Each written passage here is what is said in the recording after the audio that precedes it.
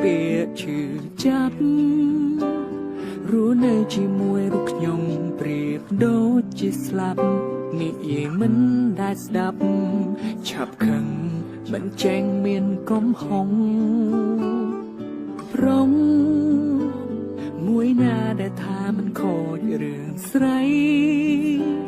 សុំតងលួងអូនតិចតួចអូននឹងអភ័យអូនមិនយកទោសបីព្រោះជា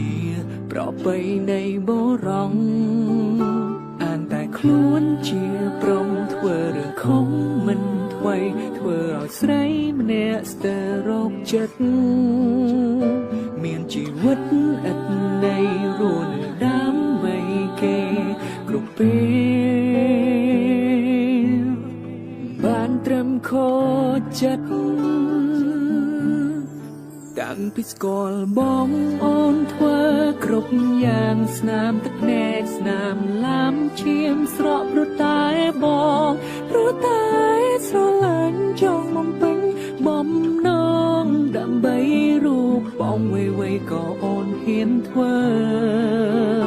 រាល់ទង្វើផ្លែតផ្លែនទាំងឡាយដើម្បីឲ្យខ្លួនសប្បាយមិនគិតពីវ័យបងលួចមានស្រីចាក៏ហោរូបអូនជាតិនេះខំហើយមានស្ងួនដែលស្រឡាញ់បងអូនណាប្រពន្ធសម្លាញ់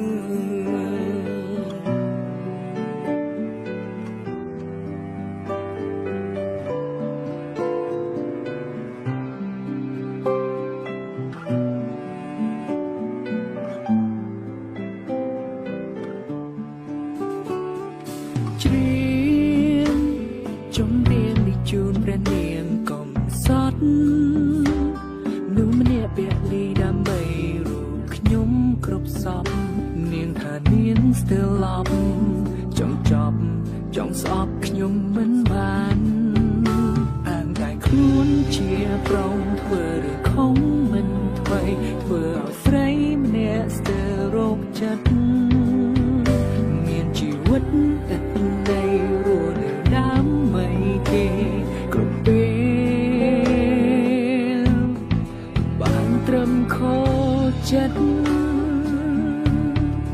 តាំងពីស្គាល់បងអូនធ្វើគ្រប់យ៉ាងស្នាមទឹកភ្នែកស្នាមឡាំឈាមស្រក់ព្រោះតែបងព្រោះតែ